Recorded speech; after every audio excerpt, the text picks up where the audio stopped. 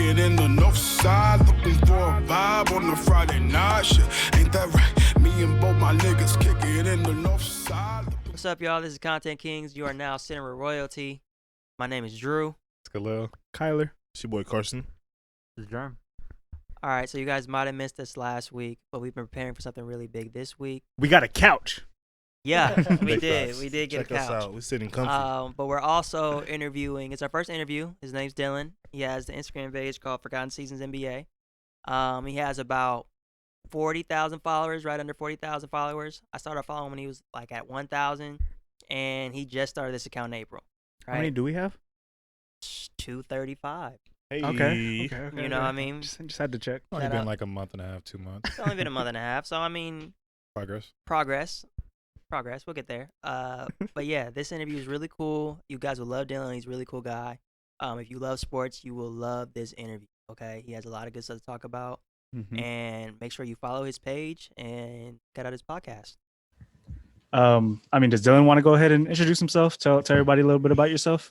Yeah. Well, thank you guys for having me. I'm really excited to get into it. I guess a little bit about myself. So my name is Dylan. I'm 23 years old. I started Forgotten Seasons in April and sort of just been going with that since. So, happy to be on the show. Man, It's good to have you. April. So we were really like one of the beginners to get on it. we I didn't were know it early. was that. I appreciate that. Yeah. The day ones. Yeah, for real. So what was your plan going into making this page? Did something inspire you? Like, give us the background story of this?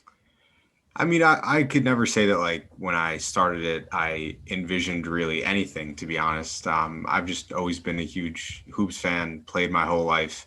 And I'm a big consumer of, Instagram, Twitter, the sort of retro NBA, old NBA pages. I've always been a fan of them. But I'm sure, as you guys know, you see them and they're highlighting a lot of the same players. It's the Kobe's, the LeBrons, the Jordans, and that's great. Like, I want to see content on that. But I felt that there were so many players, like from my childhood and from when I fell in love with the game, that just get no respect, and they should. So I just started, I had a little bit of experience in graphic design and journalism, and I just started, making them, and one thing led to another. I got reposted by a few people, sort of gave me a nice space, and, here I am. So can't really say I ever envisioned it coming to this, but, sort of just stayed consistent, caught a few good breaks, and yeah. It's amazing. So my question for you is, how do you go about finding these different Forgotten Seasons? A lot of it is just like off the head, really. The initial post, like the player, I sort of have a good idea in my head of who I think would make a good post, but a lot is also research. I'm a big Basketball Reference fan. Shout out to that page. Right. I'm always on that page. Yeah, it's the GOAT. But I'll just be on there researching one player, and it'll lead me to something else. I'm constantly consuming different media outlets. I read, I watch videos, but a lot of it just comes from loving the game for 23 years. You remember stuff, you look at stuff, and it triggers other things. So I think at this point, I just have a decent idea of what exactly it is that my audience wants. I completely understand that. Looking at your page, there's a lot of times I think I know stuff, right? Because I think of myself as like a basketball encyclopedia, especially like the early 2000s, like our generation, right? So I'm looking at some of the stuff like, wow, I didn't know he was top 3. Like the Jerry Stackhouse facts, that's the type of stuff. I'm like, whoa, I knew he was good, but he had some pretty good seasons, right? So that's the stuff that gets me excited. So what my question is when you interview people like Raja Bell and Mike Bibby, who Mike Bibby was like one of my favorite guys back in the day, so that's huge. How do you prepare for that stuff, and how do you even get those interviews put in place? The videos put in place, those two just happened to be guys that follow me. I shot a bunch of players' DMs. Some were nice enough to respond. And then in terms of just preparation for that, it helps because I'm only focusing on one season with these guys, so I don't have to go into their whole life. Right. But I watch a lot of old games. I try and get myself familiar with how their team worked, how their offense worked, how their defense worked. I look at the stats for the year, see if I see anything that catches my eye that I want to bring up, go down the roster and just think about the players that they played with, and just try and like put myself back into that season. Again, like it helps that I'm only talking about one, but if it's, the 2001 season, I'll go back to that season and look at the league leaders. I'll try and watch some like full games, just get myself as accustomed to that as possible. But when you're making these type of posts every day for almost a year, you just like pick up on stuff, and I know about stuff, but it does take a lot of research and just really trying to put yourself into that time. I believe it. But if you're a basketball junkie, it's more fun work to me. It feels like. Exactly. Yeah. That's the goal, is to make this a thing that I can actually, have be my job. So with that being said, what were your initial feelings going in with your first interview with Raja? I mean, I prepared. I'd like never really done an interview that formal, but luckily, I don't know if you guys listen, but he's just a super sharp dude. Yeah. Like, he made it easy, and I just try and like pose it to them. I know that people are much more interested in listening to them talk than me, so I just try and like ask them questions, get them talking, and he's just like, I could listen to him talk all day, but trying to like drive that conversation and get him to say or give his thoughts on certain things is a strategy of mine too. Yeah, I think you did good, because that episode was almost about an hour. So I mean, I think I got a lot of information out of him for one season. Mm-hmm. And the thing about Raja too, which is really cool, is he took it serious. It wasn't like a regular person. Like he was there with an agenda, talked about his own things that were coming out as well. I thought that it was super cool that he talked to you like he was talking to Stephen A. Smith. So shout outs to him for that. Him and like Bibby both. Yeah. Yeah, no, shout out to them. I they've been following and they engage with it, and it's always great to just like get inside of their heads, pick their minds. Exactly. Yeah, and that's a testament to you and the work you've put in to legitimize your own page, right? They definitely felt like it was worth their time. So that shows the work you've put in. And as a Laker fan, those are two players as a kid I wanted to hate, right? But now listening to them, I appreciated that. So with that said, though, I'm curious, are there other players from the past that you want to work with? Is there anything currently in the works, if you don't mind sharing that? Just curious kind of what's next. The goal is just to talk to as many of these guys as I can. It's not the easiest thing to get all of them, but my focus right now is just trying to get as many interviews as I can. The good thing about this podcast and like my interviews is that they're sort of evergreen. Like I can record a bunch of episodes and put them out. We're talking about something that happened like 10 years ago. And I think just in the near future, I can't say anything like specific, but hope and know that there's a lot of new insights into players with their Forgotten Seasons coming. That's awesome. So how does it feel when you get reposted by these big time celebrities and pages? I saw one repost, I think it was Sway, and he has, or whoever it is, has like over 1 million followers.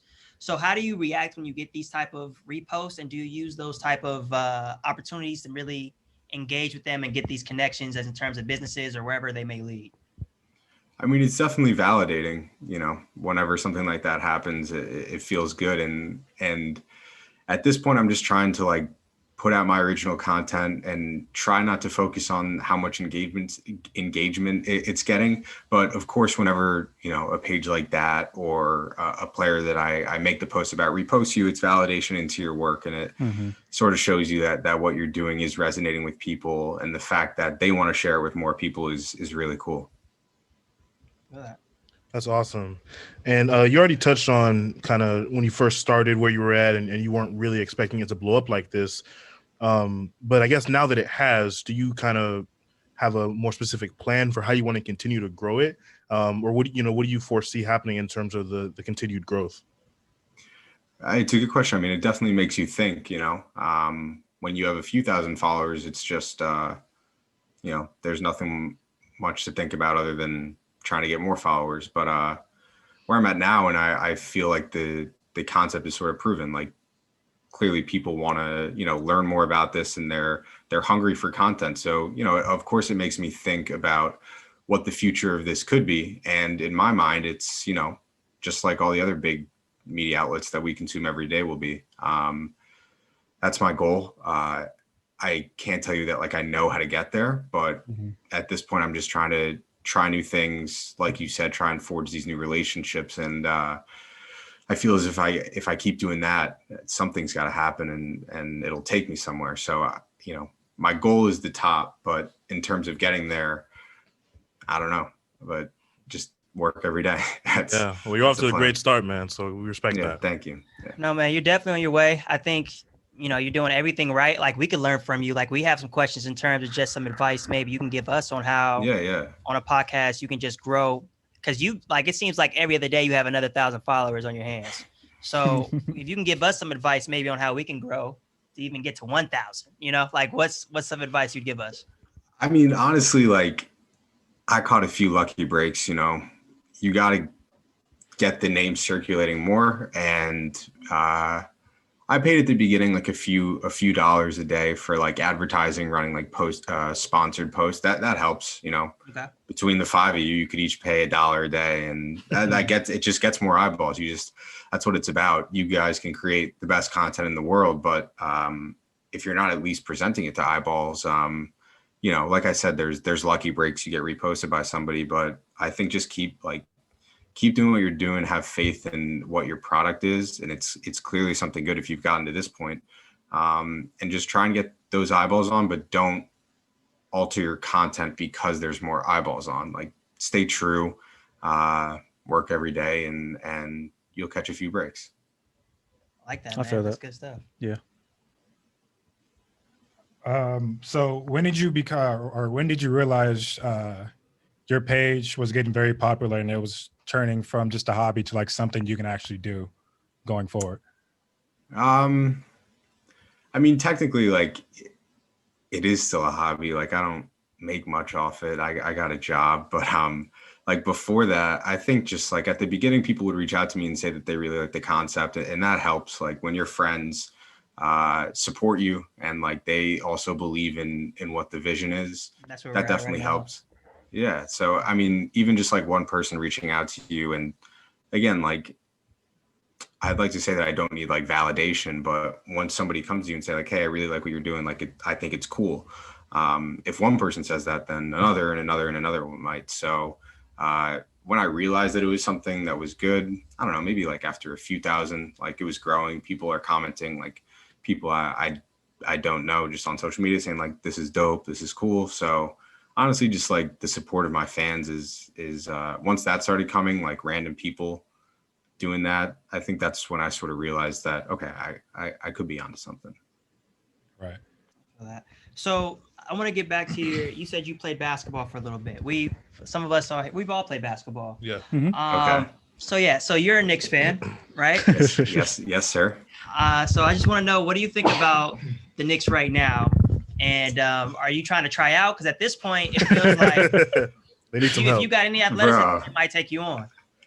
I don't know, man. Like they're 4-3, and it's like the best thing in the world that's happened in like 8 years. And like I'm in my group chats with my friends and stuff, and every single year something like we have one good game, and it's like, okay, I think it's turning around. But like, I don't have any faith, and I like to say that I'm like true to my franchise. Like you got to be a good fan, but like, I don't know, man. Like just as like a basketball fan, a knowledgeable person, I think of myself like when you look at some of the moves they make, it's like, what are they doing out there? Like I was just watching the game earlier. Like they don't have one guy that can shoot on the floor. It's like, all right, you can go back to like 2004, but if you want to win today, like guess what? You need some shooters. Like you need a few. I like RJ. I think you know, he's young. I think he'll develop into something good. I mean, Julius Randle's putting up big numbers, but he can't be your best player. You know? I agree. He's a big Randle fan. Very big Julius Randle fan. And but like, do you think that he can be like the first or even like the second best player on a playoff team? Man, he's been far from the playoffs, never been there. So I don't know, to be honest. I don't know how he would perform when he got there. Probably not. But he's balling out of control. So your answer is no. My answer is I don't know. Like if we're being real, if he's number 1 or 2 option on the Lakers, you think we're winning the playoff? Oh no. But you're in the Eastern. And the thing is, his game doesn't his game is not built for him to be like the third best Yeah, player yeah. on a team. Like Yeah. he's got to shoot and hold the ball the whole game. Right. And maybe that Yeah. can get you to 4 and 3, but I don't know, man. I have no expectations at all. With that being said, in your opinion, what's the biggest problem that you see, and how can you fix that? The Knicks? Yeah. Yeah. It's like, how do you like put out a forest fire, you know? Like, I can fix a few things. I don't know. I think the owner, like, no one wants to play for that dude. And like, you could have you don't have to have like Mark Cuban there to attract talent. Like, have a normal ass dude who doesn't cause problems. It's New York. Like, people want to play there, but And you guys always have cap space. yeah, people have this conception like, oh, it's New York. Like, people would love to play there. Like, yes, that's true, but the organization is what matters at the end of the day. Like, why do you think people want to are happy about going to the Thunder? Like, they don't want to go to Oklahoma City. Like, it's a good organization that wins and that like develops them. So I think you got to fix the owner, and then, you got to bring Spike Lee back. You got to bring Spike Lee back. He's boycotting. You got to bring Charles Oakley back. That's the bare That's like minimum. a big selling point. Yeah. You got to bring back the stars, the real stars. Have you ever thought about switching teams? No, I mean, like, I can't. I mean, I was a Knicks fan my whole life. I'm not a fan of any team that's not a New York team. It just doesn't feel right. I can't force it. But I do, like, pick my teams that I'll root for, because I know the Knicks aren't going to be in the playoffs. So, like, when the playoff rolls around, I'll look around and I'll pledge my allegiance. I've been there. Trust me, all my college, I was a Blazer fan. Even now, I'm a small Blazer fan, right? Like, when the Lakers played the Blazers, it hurt me to root for one another because I like them both. Because Lakers were trash for the past 6 years. Yeah, for a minute. So are you guys all Laker fans? Yes. Yes, sir. Yeah. LA born and raised. Currently. There was a time. I mean, I don't know if you see the Thunder jersey. I was a Thunder fan, but post Russ and Paul George trade, I just couldn't do it anymore. Yeah, then you start to realize that you're rooting for a team in Oklahoma. Yeah, but honestly, they weren't that bad back then, though. So, I mean, it was a good team to root for. But things just didn't go right. I feel it. So, question: what if you had to pick one person from your content to be like, this is the one interview I want to do? This guy, I'm a big fan of his. Like, dream interview. Dream interview. Yeah. Who would it be? Dream interview, man. I mean, like, how can you not say LeBron? Okay. Yeah. I mean, he's not exactly like the like epitome of my page, but right. It'd be cool to interview. I think. I don't know. I'd like to interview some dude from, like, getting one of those dudes from like the 80s or like even the 70s, like Larry Bird or like Clyde Drexler, like mostly just to like hear what it was like back then. Yeah. Because we have no idea, like, what being in the, because the NBA was not that glorious. Had a lot. Yeah, the NBA has like a pretty dark history when you go back that far. So Right. just like 70s. Yeah. I mean, drugs and a lot of other shit. But I think Magic, Larry Bird, LeBron, I'll say, are the three. That's deep. I would definitely love to hear about the NBA back then too, 70s, pre-Jordan, like right when Jordan got there. Because I hear some crazy stuff, like the drugs that they do. Bro. Yeah. We need to hear more about it. Like David Thompson, I don't know if you guys know about him, like the Skywalker or whatever.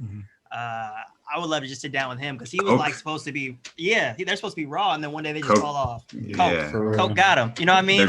They're doing coke before, during, and after games. Yeah, it's a hell of a drug. That's wild. Very true. Very true. Got anything else? I don't have much, man. I like Drew said, I think out of our group here, we had followed you a few months ago, just as hoops junkies ourselves, and to see the growth is pretty dope, man. It's amazing what you've been able to do, especially when we're all quarantined and stuff. We're all on social media a little bit more, so definitely appreciate what you've been able to put together, man. I do have a quick question though. So with you doing Forgotten Seasons NBA or Forgotten NBA Seasons, would you ever branch out to other sports and do the same concept? Yeah, I would. But I want to get this in a spot where it's like business, and then I'll think of it. Yeah, I definitely feel that. I saw that you were doing some things with your you had some I don't know if it was shirts or some type of artwork you were selling. There So it guys, is. if you guys are watching, he has some really cool stuff out, right? And I saw him, I was like, oh man, finally. Like I was waiting for you. I was like, is he gonna venture out and really try to make some dollars off this? Because Build a brand. the momentum is crazy. So I'm proud, man, because we're young, we're about the same age. We're all 24. So just seeing you doing what you're doing, it's a big deal. It's a big deal. There's not a lot of people doing that. And is there a team behind you, or is it just you? How is it working? It's just me. I got a little help here and there. My brother helps me out, but pretty much all the content, everything, me. Is there anybody you could attribute like your love for the game to? Like, is it your brother, a family? Yeah, it's probably my brother. Okay. He was like older than me, and we just used to play all the time. He used to kick my ass, and That's usually how it goes. But now I can kick his ass, so it's all good. That's what I love to hear, man. It's always that little brother story that I love to hear. Yeah. My brother stopped playing me like at 6. It just wasn't his sport. It just wasn't his sport. So I got him pretty early, and then it was my dad after that. But yeah, man, this what you're doing is spectacular. And if I could try to help in any way, I will, because I think your podcast needs to grow more. I'll see what I can do on my end. That's all right. We just got to continue to support. You know how it is. Yeah, I'll ask around the little hoopers I know to see if they. We'll talk. I definitely got 2 more things for you. So Okay. where do you see yourself at the end of the year?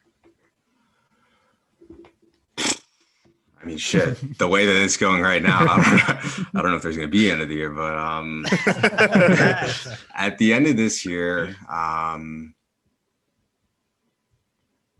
like to be at over 100,000 on Instagram. I'd like to have a consistent and strong podcasting base, and I think I want to be in a position, for myself to be able to take this to the like truly next level. Whether that's, bring it to some company or just happens myself. It's hard to just like do this on the side when you're not making any money from it. I gotta, I live in New York. I have to pay my rent.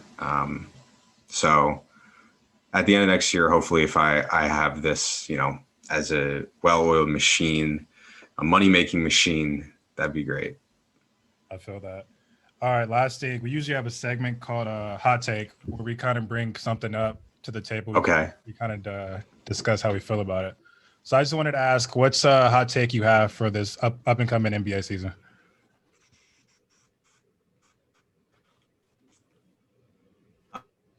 I mean, Your Knicks making the playoffs?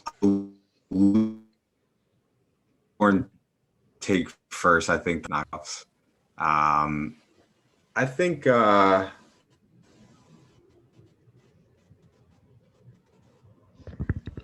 LaMelo Ball really breaks out. He's been doing it at the highest level for like 6 years. So Yeah. I think LaMelo Ball wins Rookie of the Year. I'll say that. Okay. I'm not mad at that one. It's pretty fair. I think James Wiseman is going to win it.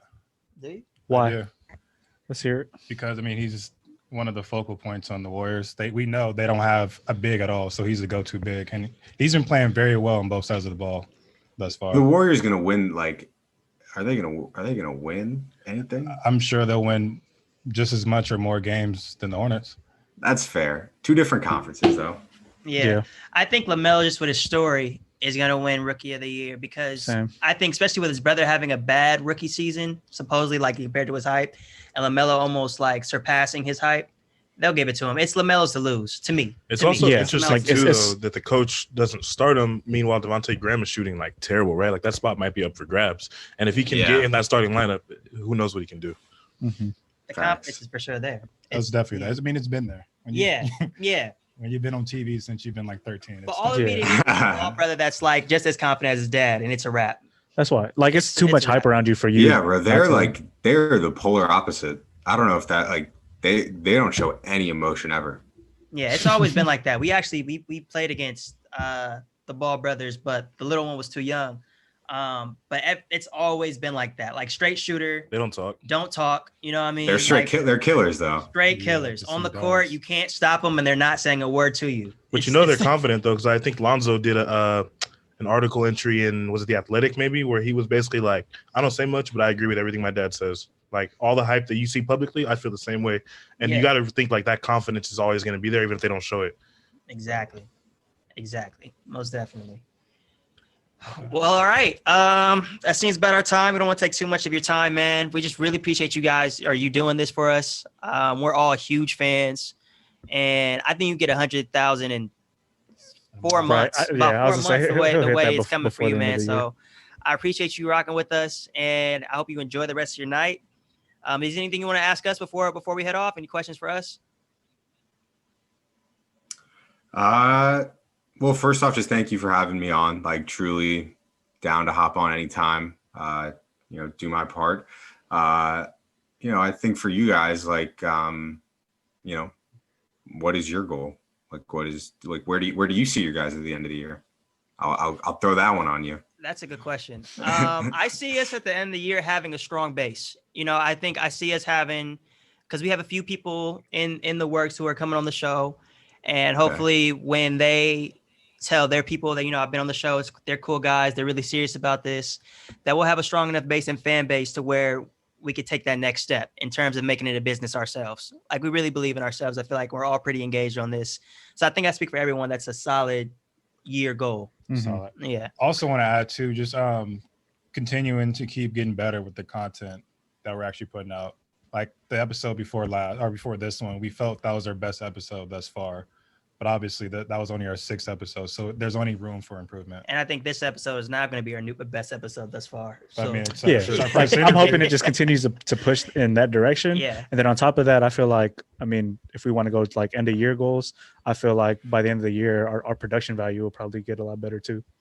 Certainly. I feel like we've been continually working on it, and Yeah. it's been growing. And I feel like by the end of the year, And I would say, just to add one more thing, like, we just got a couch this week. Before we were, That's a huge move. it's a game You know what I changer. mean? So what I'm saying is this whole garage that we're hanging out in, we're gonna keep on this garage probably as the whole year, but Yeah. it's getting added on to. So every episode, if you watch, you'll see there'll be like new little things that are here. We might have a backdrop next week. I know, bro. You got to get the backdrop. I mean, I like the ladder, but I think We're just trying to be organic for now. It's Yeah. baby Yeah, steps. yeah. Yeah, it's Give it out a the real, mud for real, but a real the raw backdrop garage was look. talked about. Honestly, for this episode, it was talked about, but we didn't have a clean. We're working on it. the backdrop's in the works. It's in the works. It's in the works. It's coming. We had a couple different options we were gonna do, but we said, you know what? We'll think about it a little more. We'll have a real one right. When it's for time. next week when You it's know, time. why not have the followers grow with us? Yeah. That's really what it is. Well, all right, guys, man. This is Kontent Kingz. Thank you for rocking with us, Dylan. Thank you. Good luck with everything. You're always welcome to be a Laker fan with us during the Yeah. playoffs. Okay. So have a LeBron's there. Yeah, LeBron's there. Yeah. Well, have a good one, man, and we'll talk soon. Take For it real. easy. Yeah. Thank you guys. Stay Have a good one, safe. bro. All right, no problem. Thank you. What's up, everybody? We just did our first interview for Kontent Kingz. It was pretty big. My friend Dylan, I would call him a friend now. Wow. Yeah, that's the bro. No, I feel it. But yeah, he has about like 40,000 followers on his Instagram page. At Forgotten Seasons NBA. Go follow that. Facts. So we just talk about him in a couple of interviews he's done. He's interviewed Mike Bibby, Raja Bell. For my Hoopers, those are big time players. So go check it out. It's a pretty big deal. Yes, sir. And also, if you want to be a guest, we are doing virtual guests because, the whole COVID thing and whatnot, want to be safe. But if you want to be a guest, feel free to reach out to us. You could reach out to us through our DMs on IG. You could also email us, contentkings2020@gmail.com. Facts. And if there's somebody you want to hear from, tap in, let us know. We'll try to reach out. But if you do that, make sure we can get in contact with them Right. to fulfill that. At them. If it's somebody big that you might think is too big for us, at them. Let them know. Yeah, let them know. Facts. All right. Thanks, guys. That's it. We out. Me and both my niggas kick it in the north side, looking for a vibe on a Friday night. Shit, ain't that right? Me and both my niggas kick it in the north side, looking for a vibe on a Friday night. Shit, ain't that right? Me and both my niggas kick it.